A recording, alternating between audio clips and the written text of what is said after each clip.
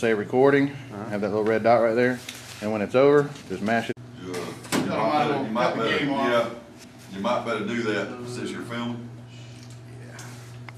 Because we'd hate for something to happen. Everybody get all excited. I don't know about you, but I've just been completely distracted now.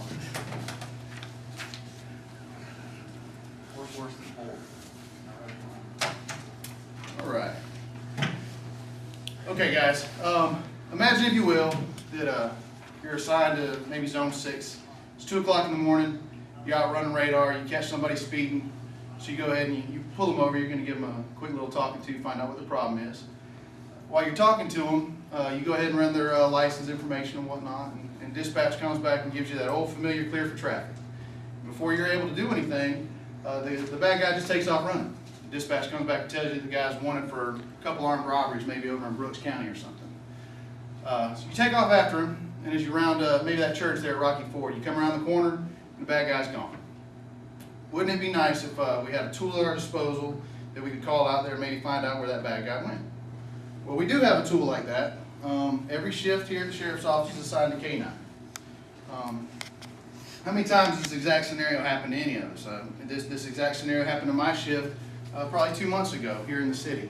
And Craig Roby pulled his taser out to hit the guy, and as soon as he pulled it out, the cartridge fell to the ground, and Roby was left holding nothing more than a heavy paperweight. So he called me. I showed up with a dog, and we tracked the guy for about 3 or 4 blocks. We found him hiding in a dumpster. So these dogs work, but in order for these dogs to work effectively, there's a couple things that you guys on the road need to be aware of. I want to explain that to you today. Those of you who don't know me, I'm sure most of you do. I'm Robert Bear. I'm one of the K9 handlers here at the Sheriff's Office.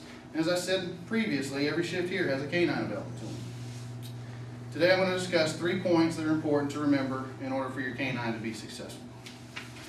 Those 3 points are chasing and containing, basic containment, and then suspect tactics that the suspects are going over here according to some recent research. First point we're going to talk about is chasing and containing. The decision to chase or contain a suspect is made by the primary officer on the scene. That's the person that stops the car and the bad guy takes off running from him. Do you decide right then to chase off after him, or do we want to get a perimeter containment? Well, that's your call. Most of us are going to chase off after the guy. That's what we all want to do. But I want to throw this at you. Foot pursuits are a dangerous prospect.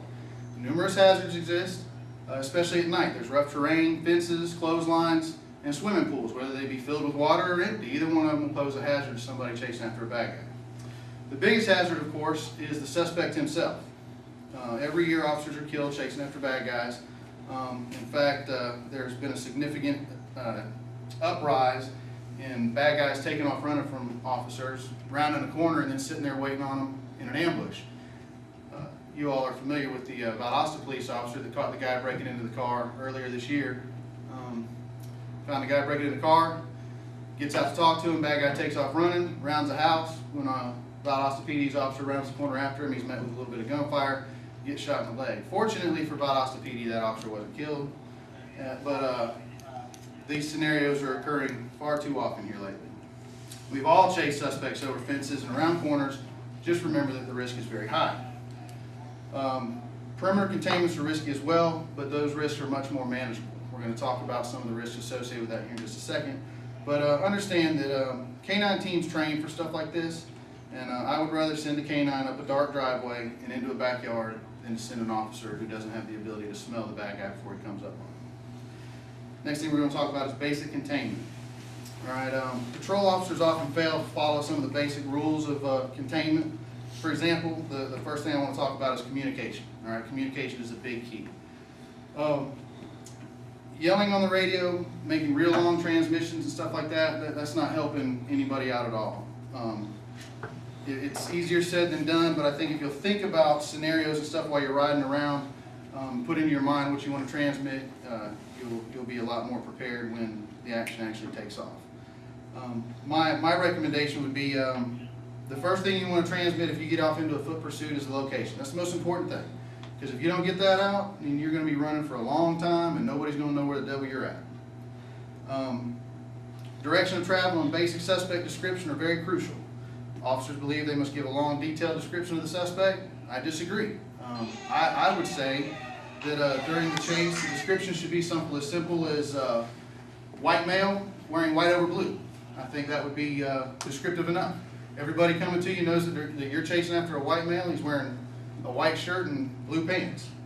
The suspect's height, weight, tattoos, hair, all that kind of nonsense, that can be saved for later if you decide to contain the area. You can put that stuff over the radio then.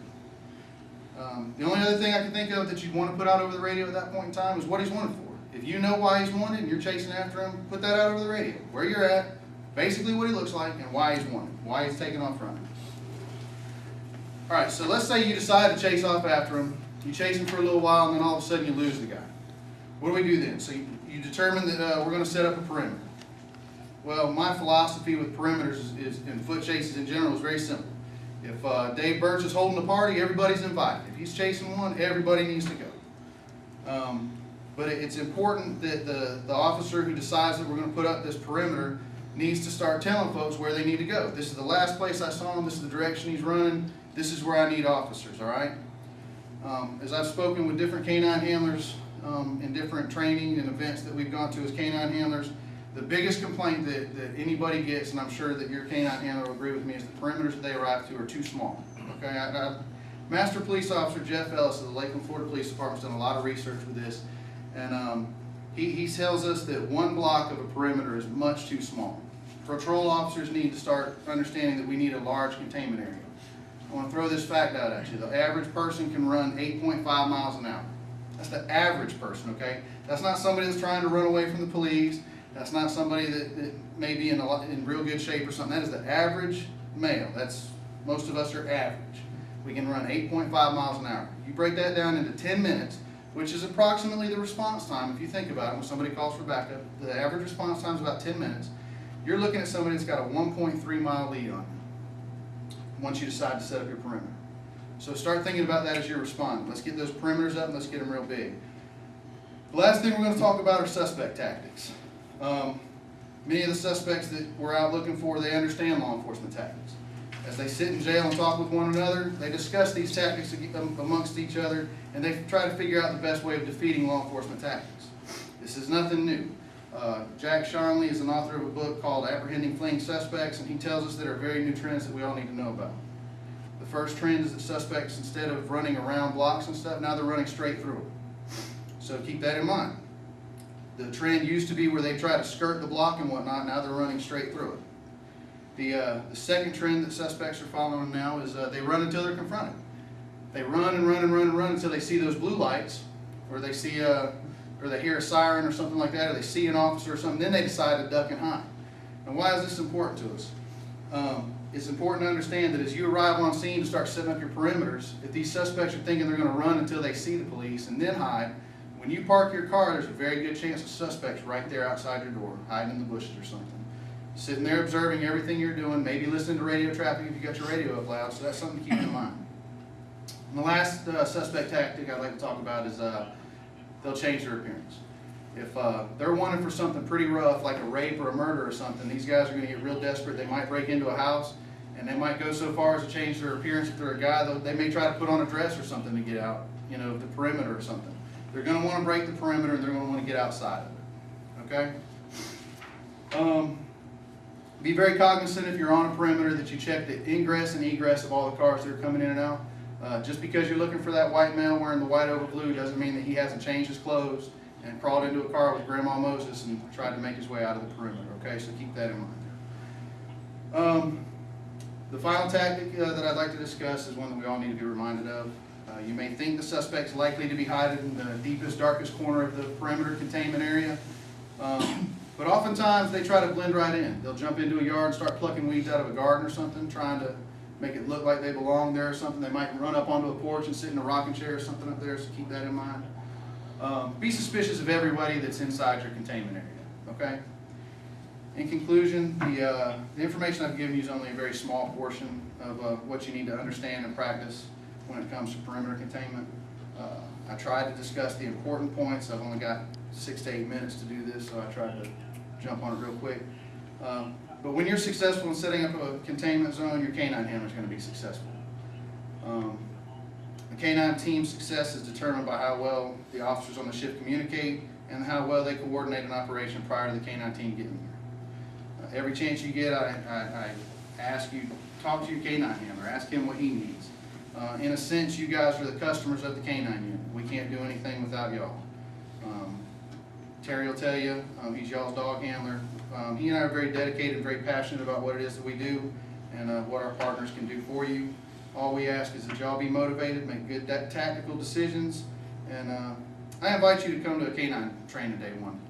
There's been a lot of rumblings about, these dogs don't do anything, but I ask you come to a canine training day one day just to see what these dogs will offer you.